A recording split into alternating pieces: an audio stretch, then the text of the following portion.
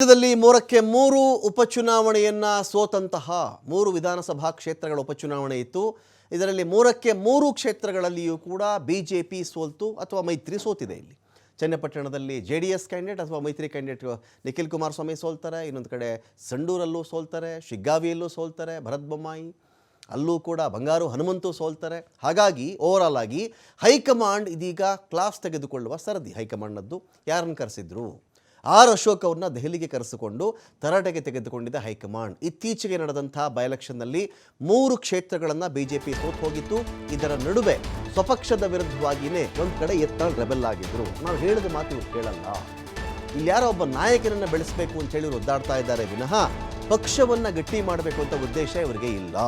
ಯಡಿಯೂರಪ್ಪ ಅವರ ಮಗನನ್ನು ಬೆಳೆಸಬೇಕು ಅಂತ ಇವರು ಹೋರಾಟಗಳನ್ನು ಮಾಡ್ತಾ ಇದ್ದಾರೆ, ಯಾತ್ರೆಗಳನ್ನು ಮಾಡ್ತಾ ಇದ್ದಾರೆ ವಿನಃ ಒಂದು ಪಾರ್ಟಿಯ ಸಂಘಟನೆ ವಿಚಾರದಲ್ಲಿ ಆ ನಿಲುವು ಇವ್ರಿಗಿಲ್ಲ ಅಂಥೇಳಿ ಯತ್ನಾಳ್ ಎಲ್ಲೆಲ್ಲಿ ಅವರಿಗೆ ಟೈಮ್ ಸಿಗುತ್ತೋ ಅಲ್ಲೆಲ್ಲ ಮಾತಾಡಿದ್ದಾರೆ. ಇದರ ನಡುವೆನೇ 3ಕ್ಕೆ 3 ಎಲೆಕ್ಷನ್ ಸೋತರು. ಅಕಸ್ಮಾತ್ ಇದೇ ವಿಜೇಂದ್ರ ಅವರ ಸಾರಥ್ಯದಲ್ಲಿಯೋ ಅಶೋಕ್ ಅವರ ಸಾರಥ್ಯದಲ್ಲಿಯೋ ಬೈ ಎಲೆಕ್ಷನ್ಗಳಲ್ಲಿ ಪಾರ್ಟಿ ಗೆದ್ದಿದ್ರೆ ಆಗ ಸಹಜವಾಗಿಯೇ ಯತ್ನಾಳ್ರ ಕೈ ಡೌನ್ ಆಗ್ತಾ ಇತ್ತು. ಹೌದು, ಯತ್ನಾಳ್ ಸುಮ್ಮನೆ ಮಾತಾಡ್ತಾ ಇದ್ದಾರೆ, ಪಕ್ಷ ಸಂಘಟನೆ ಮಾಡಿದ್ದಾರೆ, ಇವ್ರು ಗೆಲ್ಲಿಸ್ಕೊಂಡು ಬಂದಿದ್ದಾರೆ ಅಂತ. ಗೆಲ್ಲಿಲ್ವಲ್ಲ. ಇದೀಗೇನಾಗಿದೆ, ರೆಬೆಲ್ ಯಾರ್ಯಾರು ಆಗಿದ್ರೋ ಅವ್ರಿಗೆ ಇನ್ನಷ್ಟು ಇಂಬು ಕೊಡುವಂಥ ಒಂದಷ್ಟು ವಿಚಾರಗಳು ಸಿಕ್ಬಿಡ್ತಿಲ್ಲಿ. ಇವ್ರು ಸೋತಿರೋದು ಯಾಕೆ ನಮಗೆ ಗೊತ್ತು, ಹಾಗೆ ಹೀಗೆ ಅಂತ ಎಲ್ಲ ಬೆಳವಣಿಗೆಗಳನ್ನು ಗಮನಿಸ್ಕೊಂಡು ಆರ್ ಅಶೋಕ್ ಅವ್ರನ್ನ ಹೈಕಮಾಂಡ್ ಕರೆಸ್ಕೊಂಡಿತ್ತು. ಏನೋ ಈಗ ಇಲ್ಲಿಂದ ವಿಜಯೇಂದ್ರ ಅವ್ರು ಹೋದಾಗ, ಅಶೋಕ್ ಅವ್ರು ಹೋದಾಗ ಏನು ವಿಚಾರ ಇತ್ತು ಅಂತ ಹೇಳಿದ್ರೆ, ಏನೋ ದೊಡ್ಡ ಮಟ್ಟದಲ್ಲಿ ದೂರು ಪೆಟ್ಟಿಗೆಯನ್ನೇ ತೆಗೆದುಕೊಂಡು ಹೋಗಿ ಯತ್ನಾಳ್ ವಿರುದ್ಧವಾಗಿ ಹೈಕಮಾಂಡ್ ಮುಂದೆ ಸುರಿದು ಬಿಡ್ತಾರೆ ಇವರು.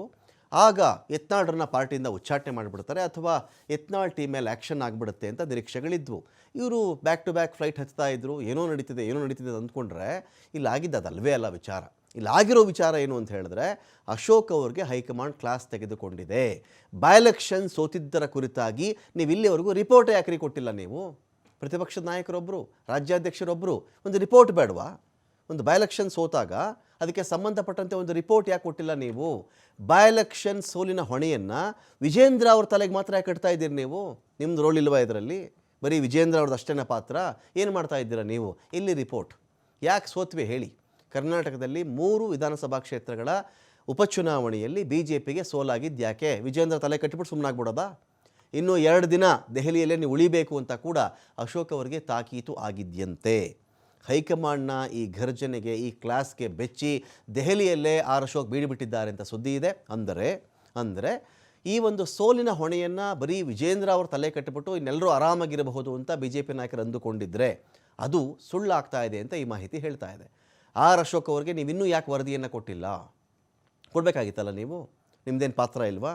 ಬರೀ ರಾಜ್ಯಾಧ್ಯಕ್ಷ ವಿಜೇಂದ್ರ ಅವ್ರದ್ದು ಮಾತ್ರ ಪಾತ್ರಣ ಅಂತ ಹೇಳಿ ಸರಿಯಾಗಿ B J P high command class ತೆಗೆದುಕೊಂಡಿದೆ. ಜೊತೆಗೆ ದೆಹಲಿಯಲ್ಲೇ ಇರುವಂತೆ ತಾಕೀತು ಕೂಡ ಮಾಡಿದೆ.